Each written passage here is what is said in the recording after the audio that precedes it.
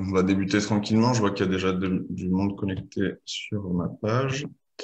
Donc, bonjour à toutes et à tous. Je m'appelle Karim Kelfaoui. Je suis médecin généraliste pour ceux qui ne me connaissent pas à Marseille. Et j'avais précédemment fait des vidéos sur notamment le Health Data Hub dont on va parler aujourd'hui. Et je voulais, pour faire ce live, inviter Adrien Parot, qui est médecin aussi et qui a une formation d'informaticien, qui est membre du collectif Interop, dont il va nous parler un peu plus longuement, qui, depuis le début, se bat contre la création de ce Data Hub. On va expliquer un petit peu en quoi consiste cette nouvelle plateforme de données et les risques, les objectifs et les risques qu'il y a avec cette plateforme. Donc, Adrien, si tu peux te présenter pour ceux qui nous regardent. Oui, tout à fait. Du coup, je m'appelle Adrien Parot. Je suis en effet médecin et informaticien. Surtout, là, ce qui va nous intéresser aujourd'hui, c'est le collectif et l'association que on a monté à plusieurs qui s'appelle Interop et qui a pour but de promouvoir le logiciel libre, l'interopérabilité des systèmes informatiques et tout ça de façon du coup décentralisée. Donc on y reviendra aussi. C'est quoi des enjeux de la décentralisation du web et des données. Et donc, tout ça, c'est évidemment notre cœur le sujet qui nous intéresse, nous, c'est la santé. Et en fait, pour résumer un peu en deux mots Interop, et pour ceux qui connaissent peut-être Framasoft, nous, on est un peu l'équivalent de Framasoft, mais dédié à la santé, donc avec des points communs et d'autres choses qui dépassent aussi simplement les enjeux de Framasoft, voilà, sur les enjeux de la donnée de santé spécifiquement. Voilà en deux mots. Super. Du coup, pour expliquer un peu ce qu'est le Health Data Hub, rapidement, c'est une plateforme nationale des données de santé. En fait, il y avait une plateforme qui préexistait au Health Data Hub, mais qui du coup évolue depuis 2019, à la demande du gouvernement qui a fait passer plusieurs lois et décrets pour accélérer son déploiement. Est-ce que tu peux un peu nous expliquer du coup le principe de cette plateforme, son objectif et ce qu'elle va recouper en fait? Oui, et donc moi aussi, dans mon parcours informatique, j'ai travaillé donc aux entrepôts de données de santé. Et donc je parle de ça parce que au final, le Health Data Hub, c'est un entrepôt de données de santé, un petit peu plus gros puisque à l'échelle nationale celui-ci. Et l'intérêt des entrepôts de données de santé, c'est donc moi je travaille à celui de Paris, des hôpitaux de Paris, qui traitent donc 11 millions de patients. Et l'intérêt des entrepôts de données de santé, c'est de colliger de regrouper les systèmes informatiques des hôpitaux. Par exemple, à Paris, il y a plus de 200 systèmes informatiques différents. Il y en a un pour le laboratoire, un pour le dossier du patient, etc., etc. Donc tout ça, ça fait 200 systèmes avec des identités, à chaque fois l'identification des patients, enfin, etc., etc. Et donc de regrouper tout ça dans un seul lieu pour pouvoir faire de la recherche sur les données et essayer de faire avancer la science et de diminuer la mortalité, donc la mortalité et la morbidité, qui sont plutôt les maladies, les comorbidités. Donc déjà, on voit que même à l'échelle d'un centre, qui est du coup Paris, pour celui qui me concerne, que je connais le plus, 11 millions de patients regroupés dans un seul lieu, on entrevoit les possibilités en termes de recherche, mais on entrevoit aussi les possibilités en termes de surveillance si jamais les choses dérivent un petit peu. Et du coup, le Health Data Hub, par-dessus, c'est donc un projet cette fois-ci qui est gouvernemental, donc pas drivé directement par les hôpitaux, par le ministère de la Santé, et qui veut regrouper l'ensemble des données de santé de l'ensemble des citoyens français. Donc là, moi, j'étais focalisé initialement là sur les hôpitaux et les entrepôts de données de santé des hôpitaux. Là, ça va être les hôpitaux plus les pharmacies, les cabinets des médecins G, enfin, toute la santé, les différents registres de recueil de données, par exemple la cohorte Constance, qui est une gigantesque cohorte de volontaires qui se sont réunis pour faire avancer la science. Donc aussi, eux, ils vont y aller. Enfin, donc et c'est 67 millions de patients. Donc c'est tout le monde et toutes les données de tout le monde de santé regroupées dans un seul point. Qui est le Health Data Hub. Et la grosse problématique du Health Data Hub, c'est que c'est chez Microsoft Azure. Donc, l'hébergeur, celui qui va héberger et récolter toutes ces données, c'est Microsoft Azure. Et Azure, c'est le cloud de Microsoft. Donc, en gros, là, pour préciser pour les gens qui ne connaissent pas, c'est le nuage, en fait, c'est une version dématérialisée d'un stockage, en fait, c'est ça? C'est ça, c'est le cloud, ce sont des serveurs mutualisés. Donc, c'est des ordinateurs qui travaillent ensemble. Et le cloud aussi, ce que ça veut dire, le mot finalement est plutôt pas mal choisi, c'est en anglais. Le cloud, il est mutualisé, redondé et distribué partout dans le monde. Donc, il y a des machines qui travaillent en réseau partout. Voilà. Et donc, on voit aussi là que rien que de prononcer ce mot cloud peut faire un peu frémir, puisqu'il y a une dimension mondialisée de tout ça.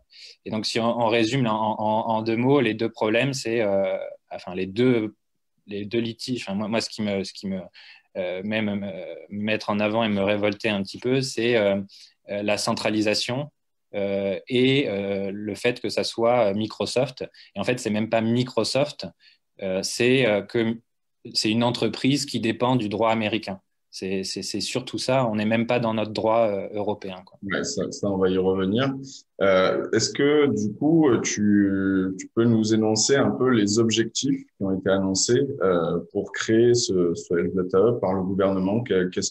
Sous quels objectifs ils ont justifié ce projet-là? Clairement, c'est pour faire avancer la recherche. Donc ça, c'est un objectif louable. Je pense que, en tout cas, notre collectif Interop est tout à fait OK avec l'utilisation des données et l'utilisation des données pour faire avancer la recherche et diminuer la mortalité et la morbidité, soigner les gens. On n'est pas du tout opposé à ça. Donc, cet objectif-là, il est tout à fait recevable.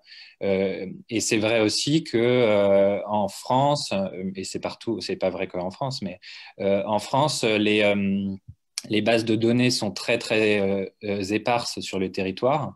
Et pour un chercheur qui veut faire une étude donnée, c'est très compliqué d'avoir accès à des données. Donc, d'avoir un point d'accès aux données, en tout cas une gouvernance centralisée, ça peut se discuter. Mais par contre, c'est dans la méthode, c'est ça qui nous a fait nous lever.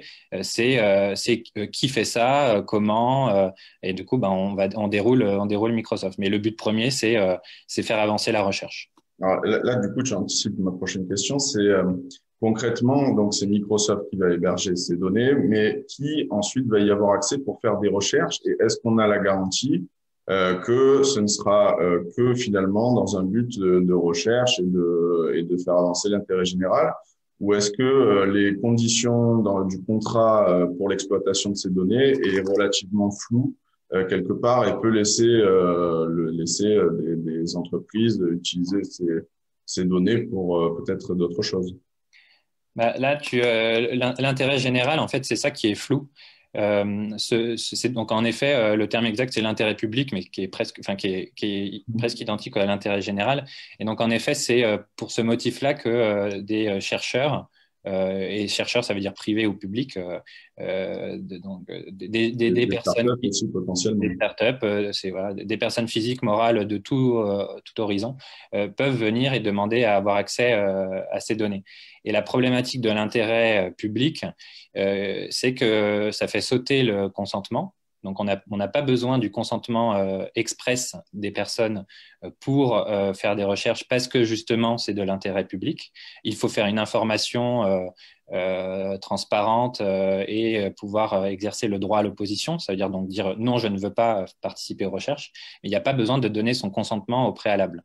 Donc là aussi, c'est un changement, c'est récent. Et puis, peut-être l'info, alors je ne sais pas, ceux qui nous écoutent peut-être savaient que c'était chez Microsoft, mais je pense que le niveau d'information de ce détail, entre guillemets, qu'est Microsoft, est très peu diffusé. Donc l'info, on peut se poser des questions. Et autre chose aussi sur cet intérêt public, c'est que ça a renversé la recherche. Historiquement, la recherche, c'est plutôt le chercheur se pose une question. Parce que avec ses connaissances du moment, il regroupe de la pharmacologie, de la physiologie, physiopathologie, etc. Et il se pose une question et pour tenter de répondre à cette question, il collige, il collecte des données. Et à la fin du projet, on répond à la question et on supprime les données. Là maintenant, on collecte des données et c'est d'ailleurs pour ça que le consentement, ça va bien avec l'intérêt public, parce qu'on collige des données comme ça, un peu dans le vent, et on va se poser des questions plus tard et lancer des algos plus tard. Mais du coup, ça fait que l'intérêt public aussi est méga flou, qu'on n'a plus le consentement. Enfin, on a perdu beaucoup de choses aussi. Alors juste, oui, effectivement, donc tu parlais de toutes ces données qui vont se retrouver sur le Data Hub. Donc, comme tu le disais, les données des hôpitaux, les données des pharmacies, les fichiers là qui, par exemple, ont été créés contre le Covid, les CIDEP, contact tracing. Il va y avoir aussi les données de la CPAM et les dossiers médicaux partagés. Donc, pour ceux qui ne savent pas ce que c'est, donc c'est une forme de dossier qui va permettre, normalement, l'objectif, c'est de permettre que lorsque vous allez voir un médecin, il remplit ce dossier médical partagé. Et ensuite, quand vous allez voir un autre médecin, ce médecin, sous couvert que vous avez ramené votre carte vitale, puisse consulter ce dossier et voir ce que vous avez eu comme antécédent, etc.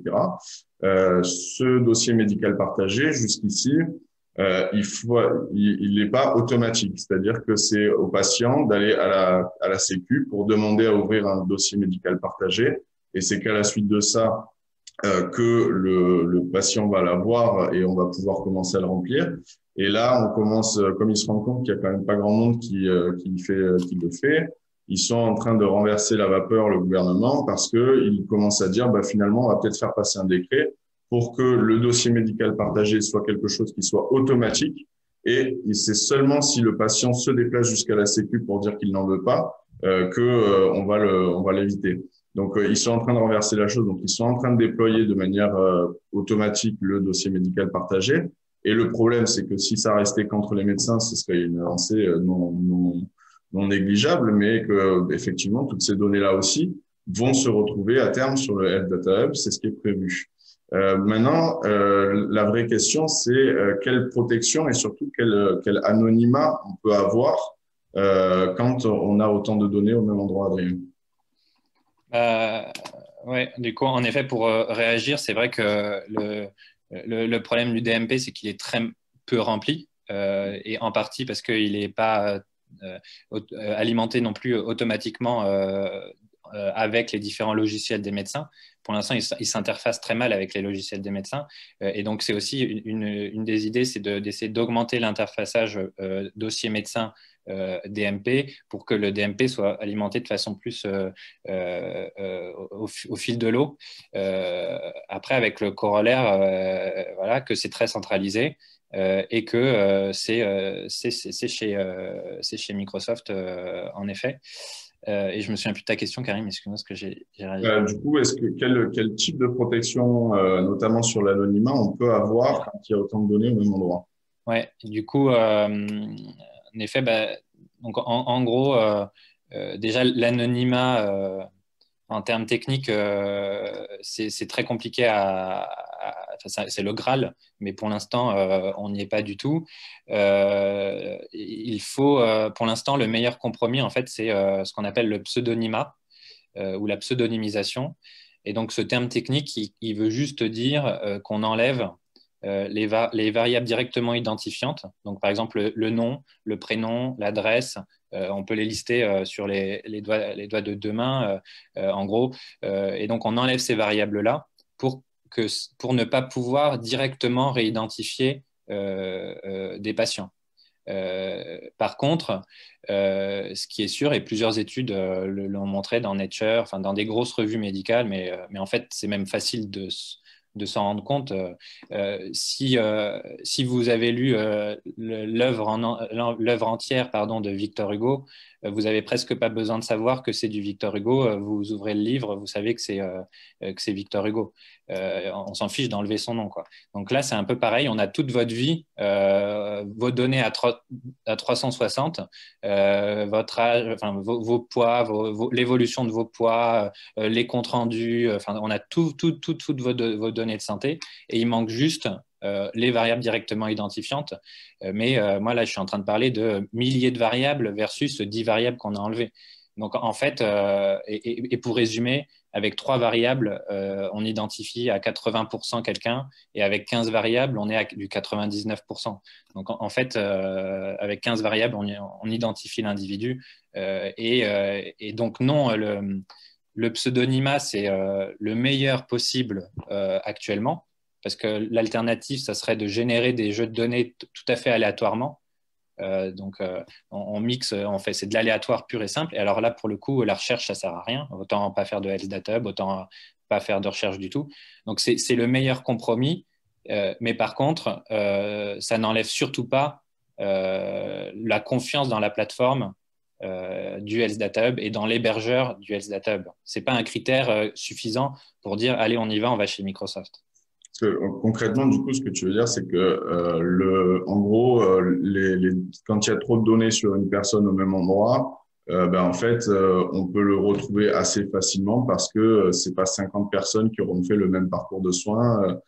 Si on sait que tu es allé à tel moment chez un généraliste, puis que tu as eu tel médicament dans telle pharmacie, que tu as vu le spécialiste à telle date et qu'on a programmé une opération, je dis n'importe quoi, à telle date, en fait, il n'y a pas 2 personnes qui ont fait la même chose que toi et du coup, on sait que c'est toi. C'est ça? C'est ça. Et par exemple, pour le Covid, le Health Data Hub a été lancé de façon préliminaire lors du Covid.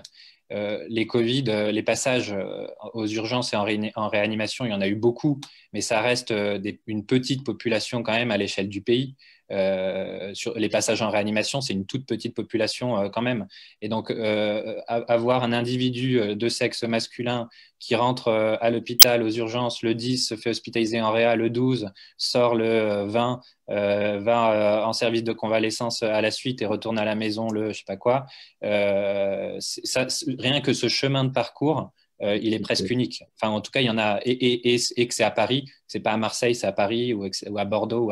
Rien que ça, c'est unique. Donc voilà. Et là, on parle de 1 ou 2 variables. Donc, ouais. Ok. Du coup, alors Microsoft, on dit Microsoft. Bon, on a compris que la plateforme Health Data Hub en soi déjà pose un problème parce que quand il y a autant de données au même endroit, ça assure pas l'anonymat.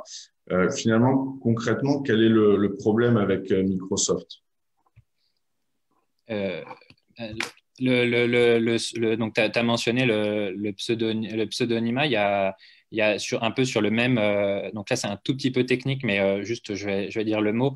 Le chiffrement des données, donc, qui est le fait de rendre des données totalement non lisibles. Donc là, je ne parle pas d'enlever une dizaine de variables. Je parle au lieu d'avoir 80 pour un poids, par exemple, je vais avoir AW. Enfin, c'est vraiment totalement illisible. Et donc, ça s'appelle le chiffrement. Et le chiffrement des données, la CNIL, donc là, c'est public. Et la CNIL dit que Microsoft a accès aux clés de déchiffrement pour faire fonctionner ces outils. Donc, ça aussi, les données sont chiffrées, mais peuvent être déchiffrées par Microsoft. Et le vrai problème, en fait, de Microsoft, c'est qu'il ne dépend pas de notre juridiction européenne. Microsoft, c'est une boîte américaine, Bill Gates, fondée par Bill Gates, qui a son siège social aux États-Unis et qui dépend des lois américaines. Et le gros problème des lois américaines, c'est qu'elles sont extraterritoriales. Donc, ça veut dire quoi? Ça veut dire qu'elles s'appliquent en dehors de la juridiction. Elles s'appliquent à l'étranger, en dehors des frontières des États-Unis. Et donc, elles s'appliquent aussi en Europe. Et il y a deux textes très agaçants. Le premier, c'est le Claude Act. Ce texte-là permet à la justice américaine, donc il y a une étape de justice, mais la justice, ça peut être un shérif aux États-Unis, mais il y a quand même un petit justice, et la justice peut donner accès aux États-Unis à des données, même si ces données sont stockées en dehors, typiquement en France, et concernent des citoyens européens. Et les citoyens européens ne sont pas obligés d'être au courant. Donc ça s'appelle le Cloud Act. Et pire encore, les renseignements américains ont toute latitude pour utiliser les données s'ils pensent qu'ils en ont besoin. Et ça peut aussi être pour des motifs économiques, de guerre économique. Pour ceux qui ont suivi Alstom, M. Pierucci et même le président de la République et son prédécesseur Montebourg avaient participé aussi à la vente. C'est en partie à cause de ces lois que Alstom a pu être racheté par General Electric. Donc c'est vraiment des enjeux industriels qui dépassent même la santé et dont les Européens vont se retrouver pris dans ces intérêts totalement stratosphériques. Voilà, c'est impossible de dire je m'oppose à mon recueil de données aux États-Unis. C'est déjà compliqué en Europe, mais normalement, on a un appareil juridique qui nous le permet. Mais alors, aux États-Unis, c'est mort, quoi. Enfin, D'accord. Mais du coup, vu le tableau que tu nous fais, comment on peut expliquer le choix de Microsoft en sachant que Mediapart a révélé qu'il n'y avait eu aucun appel d'offres pour choisir Microsoft, ce qui, il me semble, est illégal. Mais pourquoi le gouvernement a choisi Microsoft sans faire le moindre appel d'offres, sans aller vérifier auprès d'autres acteurs? Donc oui, c'est vrai que c'est vrai qu'il n'y a pas eu d'appel d'offres. C'est passé par les marchés publics. La question de la légalité se pose. J'ai pas la réponse, mais en effet, elle se pose. Et du coup, l'argument, c'est donc des promoteurs du Health Data Hub, hein, même la directrice, c'est qu'ils avaient des contraintes de temps, donc il fallait aller très vite. Et que c'était la meilleure technologie et la seule sur les étagères à prendre et à mettre pour lancer le projet.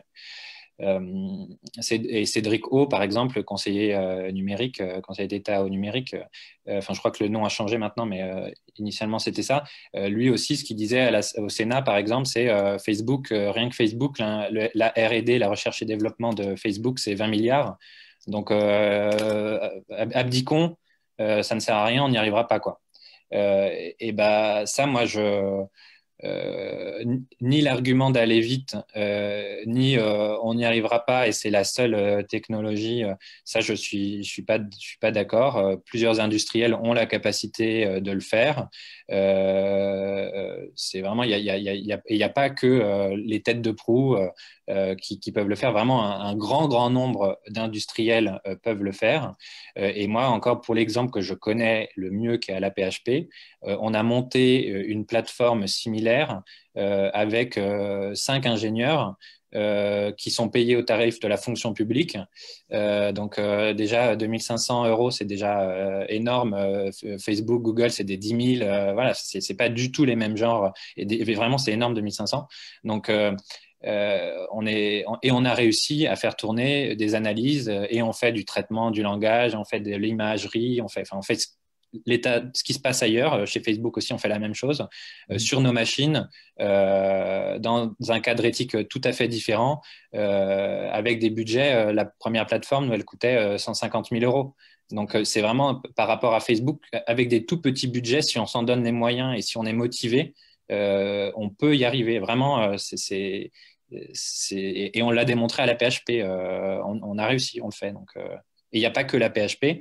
Les entrepôts de données de santé il y en a à Marseille. Toi qui viens de Marseille, il y en a au centre hospitalier de Marseille. Il y en a à Grenoble. Il y en a à Bordeaux, à Lyon. Bon, à Lyon, ils sont chez Microsoft, malheureusement, mais il y en a à Lyon, il y en a à Lille. Il y en a. C'est vraiment. Et cet écosystème d'entrepôts de données de santé était quelque chose de pérenne, avec des liens entre les médecins, les chercheurs, L'avantage aussi d'avoir des chercheurs dans les hôpitaux, c'est que les algorithmes, en fait, celui qui a les données, c'est un peu celui qui a le pouvoir. Et les données représentent aussi des enjeux financiers. Et du coup, de garder ça dans les hôpitaux et dans les régions, ça permet aussi de ramener du pouvoir aussi dans les hôpitaux. Et les hôpitaux en ont besoin. CF, toutes les revendications des hôpitaux, le collectif interhôpitaux, enfin, tout ce genre de... Les données, c'est aussi un relais d'argent et de pouvoir pour les hôpitaux aussi. Donc, vraiment, cet écosystème était bénéfique pour l'ensemble. Voilà. C'est vrai qu'on parle depuis tout à l'heure de données. Peut-être qu'il y en a qui s'y connaissent pas trop en informatique. Est-ce que tu peux rapidement nous expliquer finalement ce que c'est qu'une donnée et ce que ça implique, notamment en santé? Ouais, bah, du coup, je vais reprendre la définition qui a été donnée au Collège de France, donc plutôt établie. Et en gros, ils disent que c'est une description élémentaire d'une réalité, une observation, une mesure. Et l'idée de la donnée aussi, c'est qu'elle est plutôt, on va dire, objective. Donc, c'est vraiment genre un poids. Si vous faites 60 kilos, a priori, vous ne faites pas 70. Enfin, c'est quelque chose de neutre, a priori. Sachant qu'il y a des limites quand même, il y a des biais de mesure, enfin, tout ça. Mais en gros, voilà, le principe de la donnée, c'est quand même plutôt son objectivité. D'accord. Et, voilà. Vas-y, excuse-moi. Non, non, mais pas de problème. Si tu voulais continuer, vas-y. Bah, je voulais enchaîner sur les données de santé, du coup, Oui. la différence. Et donc là, tout de suite, on se met dans le RGPD, qui est le Règlement général de la protection des données, qui est un texte européen qui qui justement protège les Européens et les données des Européens. Et donc dans ça, il y a les données personnelles, qui sont des données qui identifient des individus, et les données de santé, qui sont des données sensibles par essence, puisqu'elle représente notre individualité, notre race aussi, notre ethnie, pourquoi pas. Enfin, c'est vraiment c'est des données qui sont dites, elles ont un statut très particulier parce que ce sont des données sensibles. D'accord. Alors là, du coup, tu enchaînes effectivement ce que j'allais te demander parce que tu nous as parlé du Cloud Act, donc c'est la loi américaine qui permet en fait aux autorités et à la justice américaine de prendre sur des données sur des individus en dehors de leur juridiction, en dehors des États-Unis. Donc, tu nous parles du RGPD européen. Est-ce que ça nous protège concrètement? Est-ce qu'il y a des accords qui sont passés entre les États-Unis et l'Europe pour l'échange des données? Comment on est protégé au niveau de la loi? Ouais, du coup, justement, ces échanges de données là que tu mentionnes entre l'Union européenne et les États-Unis, pas que, mais il y a aussi la Chine, hein, il y a l'autre versant à droite de la carte, mais c'est vrai que là, avec Microsoft, nous, c'est plutôt les États-Unis. Et donc, ces échanges-là, c'était un peu l'objet de notre recours. En fait, on avait fait un recours au Conseil d'État en juin dernier. Et quand je dis on, alors c'est beaucoup plus large que Interop. Nous, Interop, c'est un tout petit. On était une des parties, mais dans ce collectif, je vais les citer rapidement parce que c'est important. Il y avait des industriels du logiciel libre. Donc voilà aussi, on n'est pas opposé à l'industrie et au secteur privé du tout. Si c'est sur le logiciel libre, comme c'est le cas pour ce collectif, c'est super parce que tout le logiciel, tout le code qu'il crée bénéficie à l'ensemble de la population et on peut le réutiliser en toute liberté. Donc ça, c'est super. Il y avait du coup le syndicat des journalistes, l'Observatoire de la transparence des médicaments, plusieurs syndicats de médecins, la CGT, des associations de patients et les usagers de la PHP, Didier Sicard et M. Faléry, qui sont deux professeurs, un de médecine et un d'informatique. Et donc, on avait déposé un recours en urgence, un référé liberté au Conseil d'État. Et donc, justement, on contestait les échanges de données, la légalité des échanges de données, pas que aussi la pseudonymisation, justement. Donc, le fait d'enlever des variables aussi, on disait que c'était mal fait. Enfin, on a contesté plusieurs choses. Mais un de nos arguments, c'était justement les transferts de données entre les États-Unis. Et donc, à l'époque, un texte garantissait, établissait ces échanges de données en garantissant une relative sécurité. Et donc, notre recours sur ce point n'avait pas été suivi. La juge disait que comme le texte existait, comme un texte existait, elle ne pouvait pas dire que les échanges de données étaient illégaux. Et ce texte, il s'appelle le Privacy Shield, ou bouclier de protection des données en français. Et donc cet été, il y a eu un schisme quand même. Enfin, c'est dans le milieu de la donnée et des transferts. Enfin, c'est un gros changement. Justement, le texte que mentionnait la juge dans notre recours a été invalidé, donc annulé par la Cour de justice de l'Union européenne. Et donc, et pourquoi ? C'est que la Cour de justice de l'Union européenne dit que les États-Unis et les services de renseignement, donc la NSA, le FBI, la CIA, donc les renseignements, utilisent les données des Européens sans aucune garantie, sans aucune limitation. Et c'est pour ça qu'ils ont fait sauter ce texte en disant que c'était de la fumée, de la poudre aux yeux, et que ce texte ne garantissait aucunement la sécurité et le droit des Européens. Et donc, on a déposé un nouveau recours cette semaine, toujours au Conseil d'État, en disant, en fait, c'est presque le même, enfin, c'est la suite, c'est un nouveau recours, mais qui reprend beaucoup du premier, et qui signale juste que maintenant que ce texte est stoppé et annulé, qu'est-ce qu'on fait? Que voulez-vous faire? D'accord.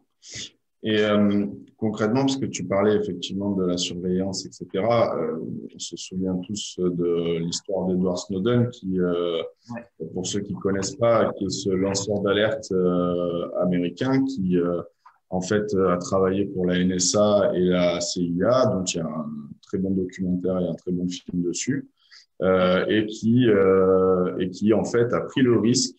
Alors que on imagine bien que ces employeurs sont, voilà, c'est quand même des grosses puissances. Il a pris le risque de montrer au monde entier, notamment parce que lui-même avait, sans le vouloir, participé à la création de ces outils de surveillance. Il a montré au monde entier comment les agences de surveillance américaines espionnaient l'ensemble du monde. Que vous soyez un individu lambda, que vous soyez un président de la République, tout le monde. Et à quel point, en fait, il était facile pour eux, avec les outils qu'ils avaient collectés, qu'ils avaient inventés, de nous surveiller. Là, c'est vrai qu'il y a quand même une différence, et tu en parlais un peu tout à l'heure, c'est que la donnée de santé, c'est pas une donnée lambda au niveau informatique. C'est une donnée qui est particulièrement sensible parce que elle touche à des choses qui nous concernent et qui nous mettent dans un état de vulnérabilité par rapport à celui qui détiendrait ces données. Je m'explique. Par exemple, une banque qui sait que vous êtes malade pourrait ne pas vous prêter. Une assurance pour votre santé, etc., une mutuelle, si elle a accès à toutes vos données. Alors aujourd'hui, ils essayent d'avoir accès à ces données, mais ils vous le demandent en fait. Ils vous demandent à ce que vous remplissiez des papiers, etc., mais ils n'y ont pas directement accès. Là, ce qui serait différent, c'est qu'on aurait un automatisme en fait possible dans les accès à ces données et qui mettrait toutes les personnes en situation de vulnérabilité. Et vous imaginez bien que si quelqu'un comme Microsoft demain décidait de faire de l'assurance santé, on leur aurait déjà donné absolument tous les instruments pour exercer leur pression sur nous. Donc c'est ça le véritable danger, c'est que ces données de santé, c'est vrai que les données, les GAFAM, donc ce qu'on appelle Google, Amazon, Facebook, Microsoft, j'en oublie un, je sais plus. Bon bref, c'est pas Apple. Ils ont énormément de données sur nous. Ils savent déjà beaucoup de choses sur nous, mais c'est pas la même chose de savoir que vous aimez les roses rouges, vous êtes plutôt un fan de la bouillabaisse et vous aimez le tuning de voiture, que de savoir que vous avez un diabète, que vous prenez tel traitement. Etc., etc. C'est pas le même type de données, c'est pas la même sensibilité et surtout c'est pas le même impact sur votre vie quotidienne. Donc ça c'est, je pense, important de le souligner parce que c'est vrai que sinon on a tendance à penser quelque part que finalement moi j'ai rien à cacher, je vois pas trop où est le problème. voilà, c'est pas bien grave, c'est pas si grave. Ouais, Bah si, c'est quand même assez grave. Toi, tu me parlais de la stratégie du cricket, tu peux nous expliquer ça? ouais, c'est un article qui est paru, je me souviens plus de la revue, mais je crois que c'est la Dans Tribune. la tribune, je Ouais, crois. je crois aussi. Ouais. Du coup, en gros, la stratégie des GAFAM, du coup, ce que tu as mentionné là, et aussi des géants du numérique, hein, donc aussi en Chine, surtout, c'est de grappiller des parts de marché progressivement. Du coup, par exemple, bah, YouTube, il fait la musique, c'est le moteur de recherche, l'agence de voyage, les mails, les documents. Ouais, j'en oublie évidemment la vidéo, les médias, enfin, euh, et du coup, ils grappillent comme ça, et tous les secteurs pensaient que, enfin, plusieurs secteurs industriels se disaient, bah, ils vont mettre 50 ans à s'adapter à notre marché, on est unique et tout, et 5 ans plus tard, le marché est mort, et au passage, Google a récupéré de la puissance, Google ou les autres, hein. Voilà. Donc, c'est de proche en proche comme ça, de grappiller du territoire. Et potentiellement, du coup, et en fait, ça s'est vérifié cet été, Google a lancé une assurance santé via une de ses filiales. C'était une filiale d'Alphabet, mais c'est Google Alphabet, c'est la maison mère qui s'appelle Verily. Et donc, l'idée, c'est de rembourser les prises en charge en cédant des données. Le problème de tout ça, c'est que faut pas être naïf. Euh, à quoi ça sert et qui va vouloir rembourser des patients qui ont un gros risque?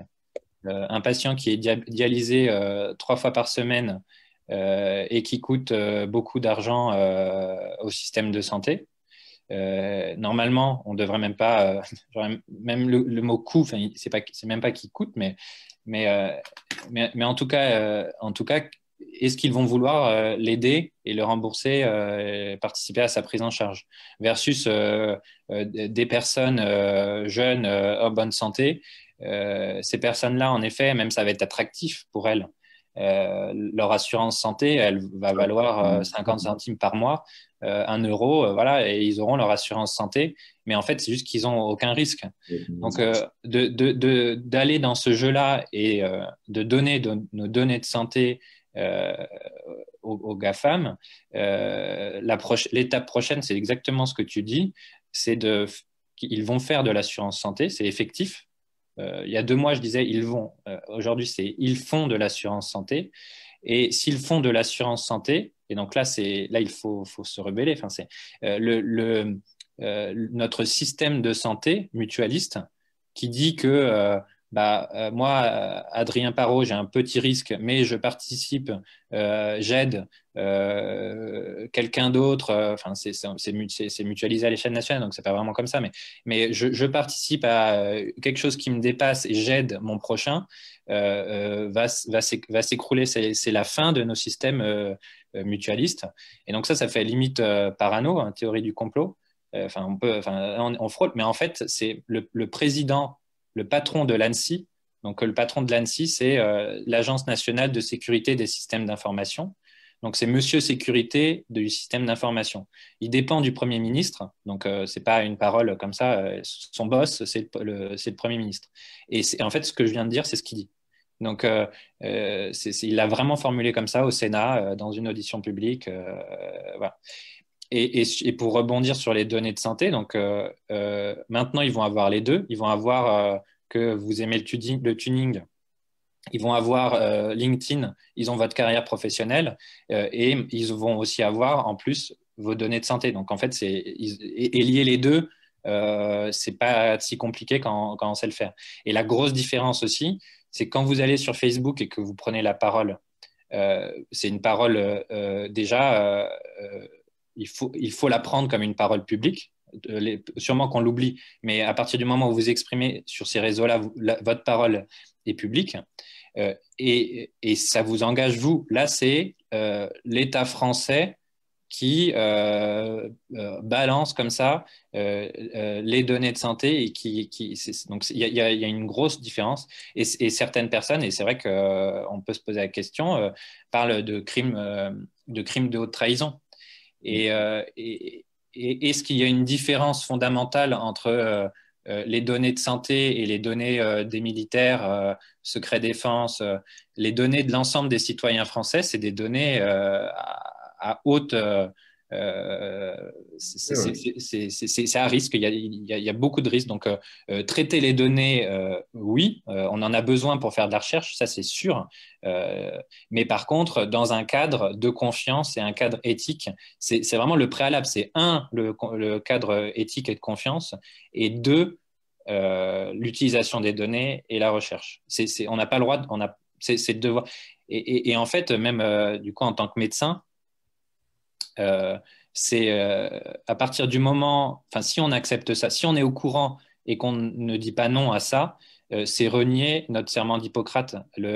On doit normalement, on garantit la confiance et le secret, qui sont très, très liés entre eux, aux patients. Et ça, c'est parce que on en a besoin pour soigner les gens. On a besoin de leur confiance pour qu'ils se livrent quand on les voit, quand on les entretient, quand on fait leur examen. On a besoin de ça. Comment un patient, je pense aux maladies stigmatisantes, là, un patient qui a, je sais pas, la syphilis, le VIH, c'est vraiment des maladies qui représentent plus que juste le virus, qui ont un contexte social de discrimination potentielle. S'ils ont peur que leurs données aillent chez Microsoft, c'est juste impossible. On ne peut pas faire ça. Il faut bloquer là. Tout à fait. Ouais, bah, effectivement, bon, je peux être que d'accord. Hein, c'est aussi pour ça que j'avais dénoncé ça au mois de mai. Hein, c'est parce que effectivement, la base même de la médecine et du serment d'Hippocrate, c'est le secret médical, qui est la condition du soin. On ne peut pas aller voir une personne qu'on connaît pas et lui parler de tous nos problèmes, lui exposer le plus intime dans notre vie et nos plus grandes fragilités, si on n'est pas sûr et certain que ce qu'on va dire ne sera répété nulle part ailleurs. Voilà, ça c'est la condition. Et à partir du moment où on rend automatique le fait que quand vous allez voir un médecin et que simplement il remplit son dossier médical, ce qu'il est obligé de faire, c'est normal. Hein, on doit nous garder une trace de ce qui vous arrive pour pouvoir vous soigner aussi mieux. On peut pas à chaque fois recommencer à zéro. C'est important dans le suivi d'une personne de faire un dossier. Mais si on sait que ce dossier il va automatiquement finir sur les serveurs de Microsoft, voilà comment on peut détruire le lien fondamental entre un patient et son médecin, parce que s'il a plus confiance dans son médecin parce qu'il sait qu'à la fin ça se retrouve chez Microsoft, peut-être qu'il viendra tout simplement plus et il viendra plus se faire soigner. Donc ça c'est un vrai problème. Et puis alors pour rebondir, c'est vrai que il y a peut-être des gens qui se disent ils sont sympas là tous les deux, ils dénoncent les GAFAM, mais à la fin ils sont quand même en train de faire un live sur Facebook. Et comme tu le disais très bien, Adrien, il y a une différence. Il faut prendre les outils tels qu'ils sont. Il y a une différence entre assumer une parole publique, c'est ce qu'on est en train de faire. C'est-à-dire que moi, chaque fois que je mets quelque chose sur Facebook, je considère qu'il n'y a aucune confidentialité, que de toute façon, il y aura des traces de ce que je fais et de ce que je dis. Et donc, je considère ça comme une parole publique. Et donc ça, je veux bien accepter de parler, de mettre des choses sur ce genre de plateforme parce que j'assume quelque part, mais c'est pas la même chose d'avoir accès à des données privées. Et je voudrais juste citer une phrase de Edward Snowden dont on parlait tout à l'heure, parce que je la trouve vraiment parlante. Quand quelqu'un dit le droit à la vie privée ne me préoccupe pas parce que je n'ai rien à cacher, c'est comme s'il disait je me moque du droit à la liberté d'expression parce que je n'ai rien à dire. Je trouve que c'est une très bonne phrase pour se rendre compte du problème dans ce genre de mécanisme de pensée, parce que c'est comme ça qu'on justifie absolument toutes les dérives. Du coup, on a pas mal parlé de la plateforme, on a parlé du problème qu'il y avait avec Microsoft. Est-ce que, parce que comme tu le disais, en soi, on n'est pas contre la recherche, évidemment. C'est pas le sujet. On n'est pas contre la technologie non plus. Mais simplement, quand on met en place une nouvelle technologie, c'est comme mettre en place un outil. Il faut s'attendre à ce qu'il soit utilisé de la bonne façon, mais aussi à ce qu'il soit utilisé de la mauvaise façon. Si vous avez besoin de couper du beurre, vous n'avez pas besoin d'un couteau bien tranchant et ultra pointu. Vous pouvez faire ça avec un couteau à bourron. C'est moins dangereux et c'est tout aussi efficace. Donc là, est-ce qu'on a des alternatives à ce Health Data Hub qui représente un danger quand même, comme on l'a, je crois, exposé jusqu'ici? Ouais, du coup, sur le partage de vidéos sur Facebook, je vais en profiter pour faire une petite pub pour Framasoft. Ça fait déjà 3 fois que je dis ce mot-là. Et c'est vrai que je me sens assez proche d'eux sur plein de principes et plein de choses. Et du coup, Framasoft aussi fait dans un logiciel qui s'appelle PeerTube et qui est une alternative à YouTube. Et Framasoft propose plein d'alternatives à aller voir à plein de choses qui existent déjà. Voilà. Et donc, PeerTube, c'est l'équivalent de YouTube. Et ils font en ce moment une campagne de crowdfunding, de financement participatif, justement pour développer le streaming, donc faire ce qu'on fait en ce moment, être capable de faire ce qu'on fait en ce moment dans les prochains mois et les prochaines années. Et du coup, je vous encourage, il reste, je crois qu'il y a plus de 40 000 euros de récoltés et il faut aller à 60 000 euros pour pouvoir faire le streaming. Et c'est une personne qui développe ça, donc aussi bravo. Il y a beaucoup de contributeurs et beaucoup d'aides extérieures, mais un salarié à Framasoft, à ma connaissance, développe ça. Et donc, bravo à Framasoft et à tous les contributeurs. Voilà. Précisons que nous, toi ni moi, quand même, on a des parts chez Framasoft. Non, ouais. C'est une association, donc les parts qu'on a, ça peut être les dons qu'on fait à Framasoft, mais ouais, voilà, c'est pas. Et sinon, il y a aussi des boîtes qui peuvent faire ça, mais qui coûtent cher et on n'avait pas enfin, ouais, on pouvait pas le faire. Et donc, sur les alternatives, pardon, j'enchaîne. Sur les alternatives, bah, déjà, ce que j'ai un peu montré et parlé, c'est déjà les entrepôts de données de santé qui doivent travailler du coup avec les régions et les cabinets de médecins G, les pharmacies, les kinés, voilà, essayer de faire un écosystème hôpital-ville-hôpital dans les régions et de façon décentralisée. Et donc ça, c'est possible de faire de la recherche décentralisée.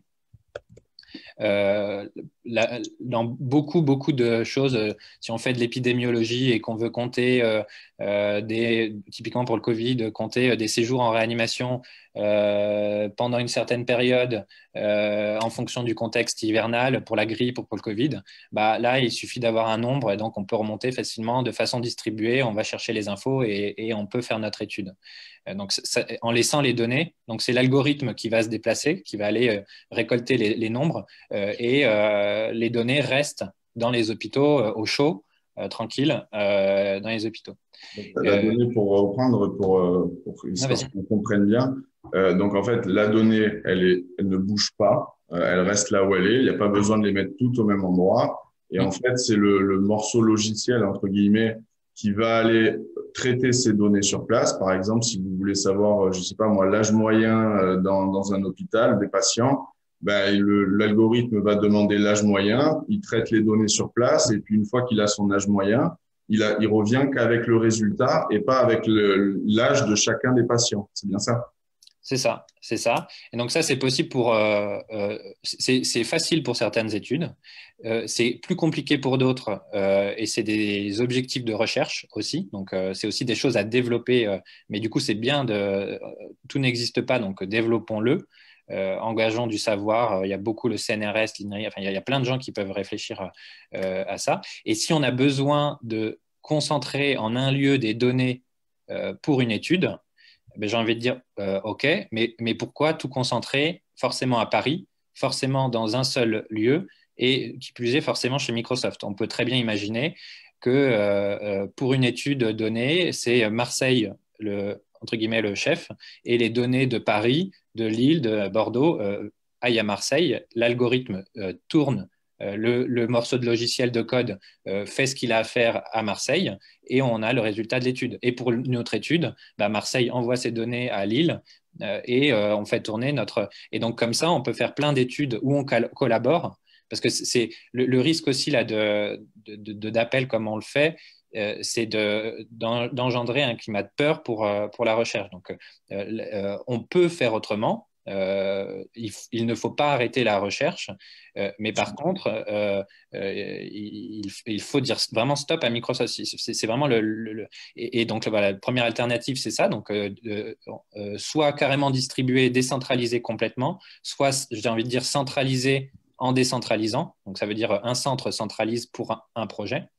Et sinon, il y a aussi des infrastructures qui existent déjà en fait et qui sont souveraines. TerraLab, par exemple, c'est une infrastructure qui est développée par les mines télécom, qui est quelque chose de reconnu dans le domaine de l'informatique, soutenu par Bercy, qui maintenant a ses financements propres et qui fonctionne qui a déjà des projets de santé. En fait, les alternatives, il y en a vraiment plein, plein, plein. Voilà. Et dans les autres pays, alors, qu'est-ce qui se fait? Tu m'avais parlé de l'exemple de l'Allemagne et de l'exemple de la Norvège, justement, qui montre un peu aussi le problème possible avec une plateforme aussi centralisée que ça. Tu peux nous en parler? Ouais, bah du coup, la Norvège, c'est plus sur le DMP, sur le dossier médical partagé dont tu parlais. Donc, eux, historiquement, ils ont un système informatique qui est très centralisé et du coup, qui est aussi performant pour le médecin et tout, parce qu'on a tout à un endroit. Donc, c'est vrai que c'est pratique. Mais par contre, beaucoup de données, beaucoup de dossiers médicaux, je crois que c'est la moitié des dossiers médicaux de la Norvège, se sont fait pirater au cours ces derniers mois. Ouais. Donc, on voit bien que centraliser des données, par essence, c'est par design c'est beaucoup plus à risque que les décentralisés. Et en Allemagne, moi aussi je connais l'exemple allemand, eux, ils sont pas partis aussi vite. Parce que l'argument de on est en retard, ça va vite, vraiment, je discutais avec des chercheurs au MIT, donc c'est un gros labo quand même reconnu, et ils ont les mêmes problématiques que nous. On n'est pas à 10 trains de retard, on va y arriver. Hein, Oui, c'est pas comme si la recherche française était en reste, quoi. On reste quand même pas très du tout. performant au niveau de la recherche. On a des centres très capables qui savent faire des études reconnues dans le monde entier. Donc Ça. oui, il y a des petits problèmes techniques qu'on pourrait peut-être améliorer, mais il n'y a pas non plus d'urgence, contrairement à ce qu'on veut nous faire croire, pour justifier notamment le choix de Microsoft. Et Du c'est coup, c'est ce qu'ont fait les Allemands, du coup. Ils ont juste ouais, une phrase sur. Ils se cherchent un peu, ils essaient des modèles de différentes techniques dans des landes. Donc, dans leur, et ils veulent remonter ça et essayer de trouver. Donc, ils testent à petit, plutôt que nous, gigantesques d'un seul coup. Voilà. d'accord. Et du coup, c'est vrai qu'on a pas mal parlé de ce projet-là, mais on a une instance en France qui s'appelle la CNIL, la Commission nationale informatique et liberté, qui est censée justement s'assurer de la protection de nos données, etc., et qui émet des avis quand il y a des projets comme cela. Qu'est-ce que la CNIL dit de tout ça? Est-ce qu'elle est d'accord? Est-ce qu'elle émet des réserves? Qu'est-ce qu'elle fait? Bah, ouais, du coup, deux points. Déjà, c'est la CNIL, vue comme ça en suivant un peu le dossier, on a l'impression qu'elle marche un peu sur des œufs et que c'est vrai que c'est un projet qui est soutenu très, très haut. Même l'intelligence artificielle, c'était un projet présidentiel. Il n'y avait pas que la santé, mais donc on sent que c'est compliqué de se positionner. Mais ce qui est clair, c'est qu'elle parlait du coup déjà des chiffrements, là, des chiffrements de données dont Microsoft a les clés.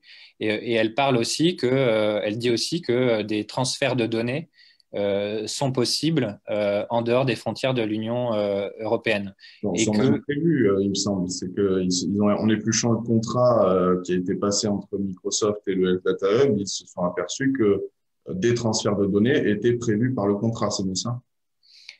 c'est ça. Ce que Microsoft garantit par contrat, c'est que le stockage des données reste en Europe.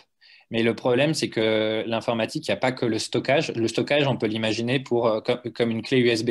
Donc, c'est pas un ordinateur avec une clé USB. Vous pouvez juste stocker des données, mais vous ne pourrez pas les visualiser, regarder un film, faire des graphiques. Enfin, une clé USB, c'est inerte, quoi. C'est vraiment... Donc, le stockage, cette partie inerte, elle est localisée en Europe. Actuellement, elle est aux Pays-Bas. Par contre, Microsoft ne s'engage pas à ce que dès lors que l'on fait des analyses, donc dès lors qu'on essaie de visualiser les données, de faire des graphiques, etc., de faire des algorithmes, etc., là, Microsoft ne s'engage pas en l'état à ce que les données restent dans l'Union européenne. Donc ça, c'est un très, très gros problème. Et du coup, c'est qu'il ne faut, ça veut aussi dire qu'il ne faut pas se battre uniquement sur le lieu de stockage. Il est important, le lieu de stockage, mais c'est surtout les intérêts des entreprises et les activités des entreprises dans le monde entier. La vraie problématique, c'est pas le lieu de stockage, c'est que les entreprises dépendent du droit européen, strictement du droit européen ou non. Et Microsoft, lui, il est pris entre deux droits, le droit européen et le droit états-unien. Et donc, et ça, il faut s'en garantir et il faut dire non sur ce point. Sachant que le passé nous a montré que tous les GAFAM, toutes les entreprises américaines, notamment avec l'affaire Snowden, toutes les entreprises américaines collaborent de gré ou de force avec les agences de surveillance américaines et qu'il n'y a pas de garde-fou en ce qui les concerne. C'est-à-dire que de toute façon, leurs sièges sont là-bas et ils sont obligés si on leur dit vous le faites, ils le font. Donc quelque part, ça pose quand même question d'avoir choisi cet acteur-là qui donc ne garantit pas même dans le contrat qu'il va pas y avoir de transfert de données et qui en plus se retrouve avec la clé de chiffrement qui n'a aucune difficulté technique à exploiter ces données puisqu'elle peut les déchiffrer. C'est un peu comme si vous vouliez vous prémunir du loup de la bergerie et vous laissez au loup le fait de construire l'enclos et vous lui donnez la clé, quoi. C'est ça? Bah ouais, l'image est pas mal et tout ça pris dans des intérêts qui dépassent les Européens de très loin, avec des boîtes qui ont des budgets de plusieurs milliards, qui dépassent une seule boîte. Je crois que c'est Apple là, cet été dépasse tout le CAC 40 français. Donc toutes les boîtes, les plus grosses boîtes françaises sont dans une boîte aux États-Unis qui s'appelle Apple. Donc, c'est des intérêts qui sont vraiment… La santé, c'est presque 10% du PIB français, le budget pour la santé. Donc, c'est un gros budget pour les… Donc, c'est tous ces intérêts industriels aussi qui sont absolument énormes. Et nous, notre modèle démocratique et de sécurité sociale pour la santé, typiquement, mais même du coup, en dehors de la santé, c'est tout l'appareil démocratique. Cambridge Analytica, par exemple, qui est un autre scandale, c'est Facebook qui profile les gens pour aider les élections, enfin pour driver, orienter les élections américaines. Donc il y a des vrais dangers sur nos démocraties, sur comment on se représente et comment on fait société tous ensemble avec ces GAFAM, quoi. Sans compter notre modèle de santé et notre modèle social solidaire qui est basé sur la sécurité sociale au départ, même si elle a été malheureusement attaquée sans cesse depuis 50 ans au profit d'assurances privées qu'on appelle des mutuelles. Mais on voit que en faisant ce type de système, à terme, le risque, c'est qu'on se retrouve à faire exploser notre système de santé solidaire, ou en tout cas la couverture sociale solidaire, pour donner toutes les clés à des assurances privées, comme tu disais tout à l'heure, qui vont vous proposer des tarifs très attractifs quand vous êtes jeune et que vous n'avez pas de problème de santé. Puis le jour où vous avez des problèmes, en fait, ils le savent peut-être même avant vous, parce que vous n'aurez pas eu le temps de revoir le médecin, qu'ils auront déjà l'information sur votre dernier bilan sanguin ou je ne sais quoi, et qui pourront faire sauter votre couverture maladie. Donc, c'est un peu orwellien comme monde qu'on nous prépare, mais c'est vrai que c'est le risque et il faut en avoir conscience. Du coup, il y a des internautes qui nous demandent comment on peut, à notre échelle de patients, lutter contre cela. Déjà, il y a une chose, quand je vais en profiter. Donc, il y a une chose qu'on voulait vous dire, c'est que on a lancé une pétition donc c'est Adrien qui l'a lancé avec le collectif Interop et mon appui. Ouais, tu l'avais relu aussi, on est plusieurs à l'avoir relu. Aussi, et on l'a fait ensemble, mais c'est vrai que c'est toi qui l'as rédigé parce que c'est quand même ton domaine encore plus que le mien. Et du coup, on a fait une pétition en ligne sur le site du Sénat.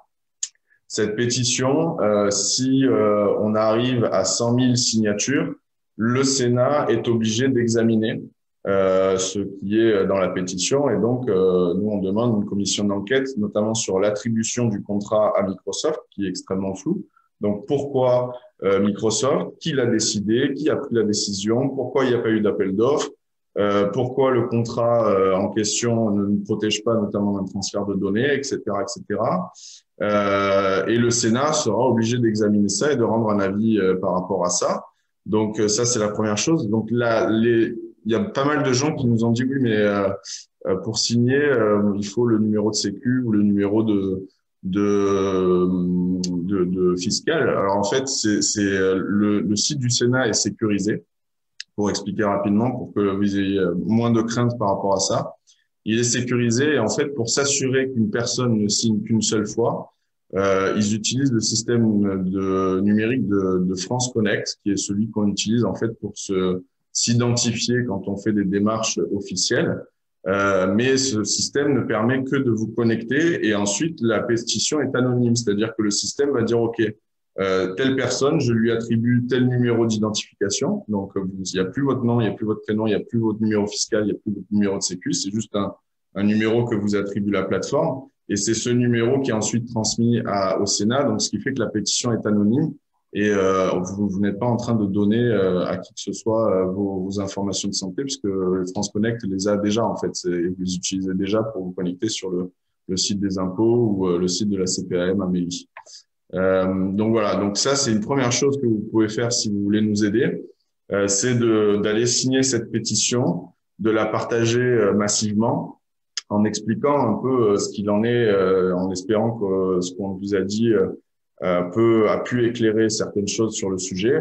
Et voilà, et prendre à partie les institutions, notamment le Sénat, mais le fait même de rentrer dans ce jeu-là et dans une forme de rapport de force pour les contraindre à statuer et à se prononcer, c'est aussi une pression qui du coup est exercée sur des organisations comme la CNIL. Voilà. Donc ça c'est la première chose. Après, pour la suite, pour qu'est-ce qu'on peut faire d'autre, bah Adrien, peut-être que toi tu peux nous en dire plus sur la création d'outils open source qui sont mis en place et sur lesquels des fois les gens peuvent aider.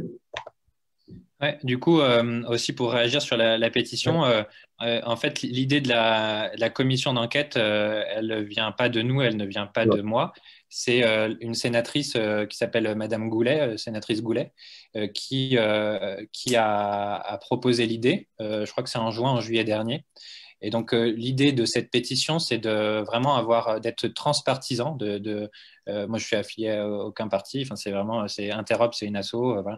Du coup, l'idée, c'est de catalyser les forces sur cette pétition, que potentiellement des partis se rallient à celle-ci, mais qu'on ne soit surtout pas dans une logique, par contre, de parti je viens pas parce que toi, tu es à gauche, tu es à droite. Enfin, que ça soit vraiment un objectif citoyen. Et donc, voilà, elle vient pas l'idée de la commission, c'est Nathalie Goulet qui l'a proposée. Et donc, c'est pour renforcer son idée et pour aider la machine Parlement à surtout ne pas entériner cette commission et que ça soit pas juste un coup dans l'eau et qu'après on passe à autre chose et que voilà, c'est vraiment, il faut que cette commission, c'était une super idée, bravo, et il faut que cette commission ait lieu et dont cette sénatrice, mais finalement elle représente plus que son parti là pour le coup, et faisons une commission d'enquête, voilà, et disons-le largement. Et donc les alternatives, enfin ce qu'on peut, comment aider sinon autrement, voilà, en tout cas autour du logiciel libre. Il y a April, il y a plein d'assauts, April, Framasoft, sur ces enjeux-là, la quadrature. Si vous travaillez chez Microsoft, il y a des choses, la maison des lanceurs d'alerte qui qui peut vous aider aussi à lancer une alerte, on ne sait jamais. Sinon, c'est aussi Interop aussi. Nous, on a besoin, on veut développer des outils spécialement dédiés à la santé. Donc, un des premiers logiciels que l'on veut développer, c'est un outil de prise de rendez-vous qui sera aussi distribué. Donc, on veut par essence, que ça ne soit pas une machine, un serveur qui ait les données, et plutôt penser comme un réseau, donc encore une fois, comme Framasoft, comme Peertube, comme toutes ces alternatives, comme toutes ces idées, d'être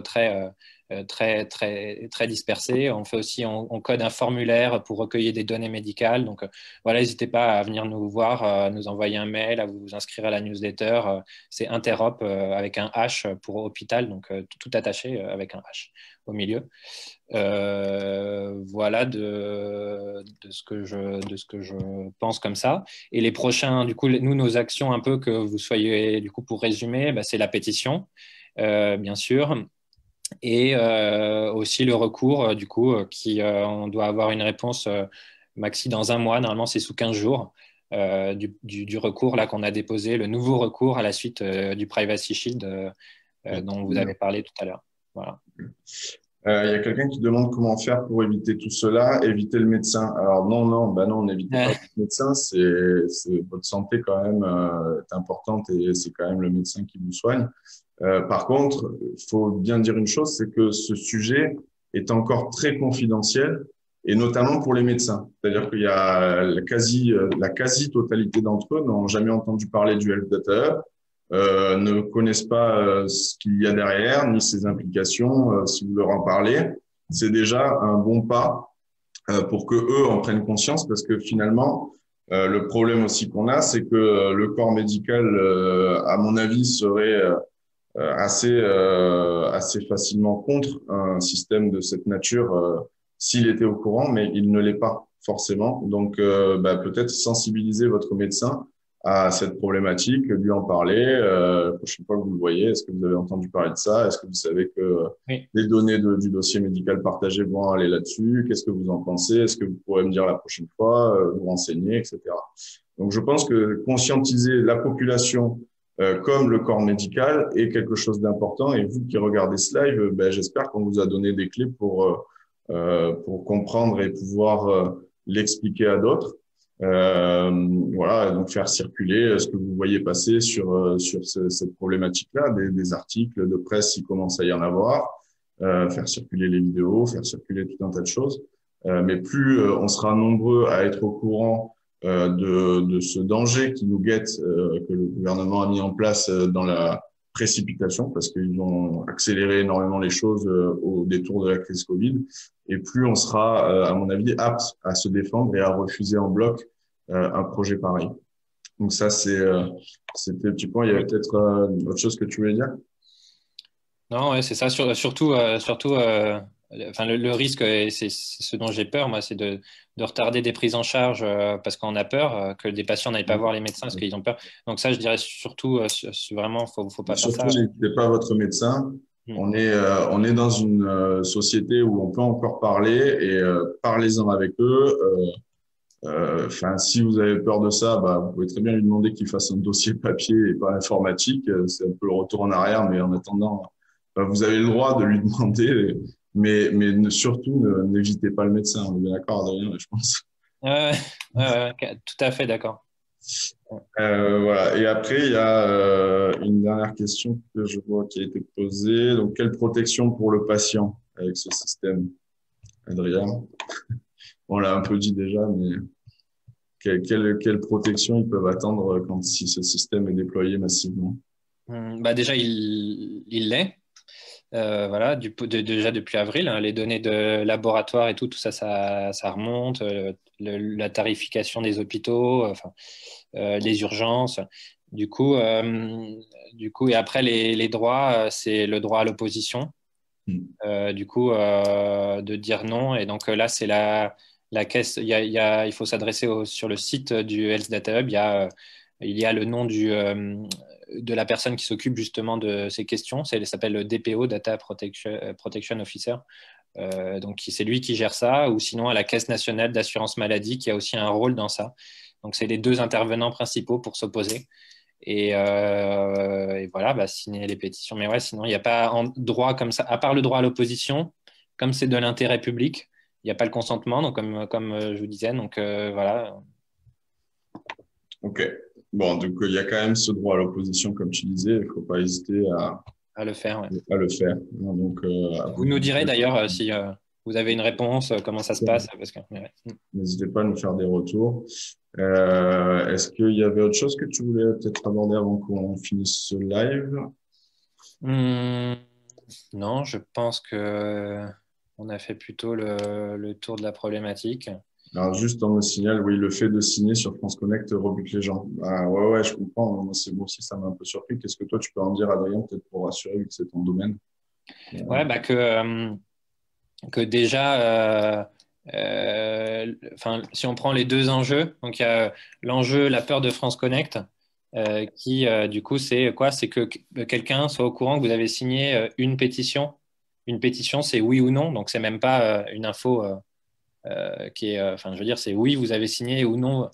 Donc c'est ça, le non n'apparaît pas de toute façon, et le Sénat s'engage à ce que ça soit anonymisé.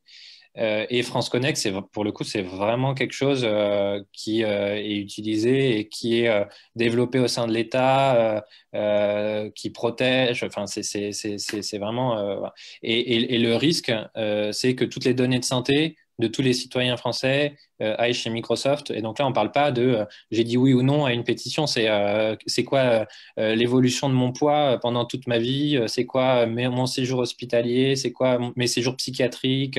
Voilà, du coup, je comprends, et puis je comprends, mais les deux, la balance entre un risque et un autre, là, me semble vraiment pencher dans on signe, on y va. Pour le dire en d'autres termes, ce qu'on appelle nous la balance bénéfice-risque en Ouais, médecine, clairement, entre signer une pétition, ou signer juste une pétition, même en passant par France Connect, ou ne pas signer et puis quelque part on laisse aller ce système, je pense que le risque, on vous l'a expliqué avec ce type de système et surtout chez Microsoft.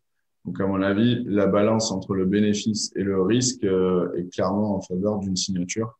En tout cas, moi, je vous y encourage parce que, faut dire pourquoi on a choisi le Sénat, c'est que des pétitions, on en voit des tonnes avec des centaines de milliers de signatures, voire certaines qui ont passé le million et demi de signatures, et elles n'engagent en rien nos institutions, jamais, à aucun moment. Donc, en fait, ils peuvent très bien s'asseoir sur vos signatures, ils s'en foutent et c'est pas le sujet. Alors que là, si on atteint l'objectif des 100 000, on a une réponse institutionnelle et ça fait beaucoup plus bouger les lignes que une pétition normale. Voilà. Pour être très transparent, c'est les présidents du Sénat qui s'engagent à lire la pétition et à donner réponse à cette pétition.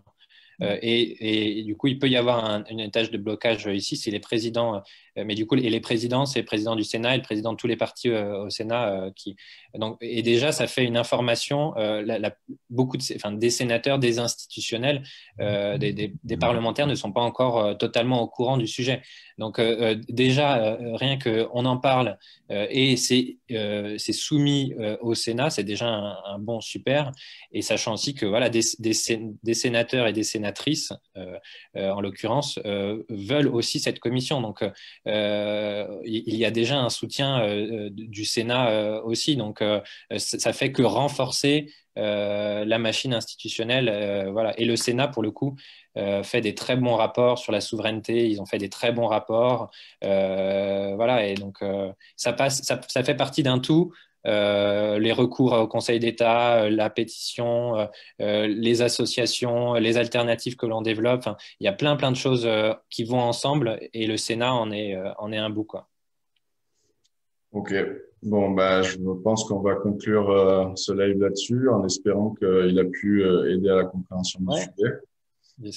Merci beaucoup, Adrien, d'avoir participé. Je pense que on va peut-être refaire d'autres types de live sur ce sujet parce que, à mon avis, c'est important qu'on en parle régulièrement et que on mette ça sur la table.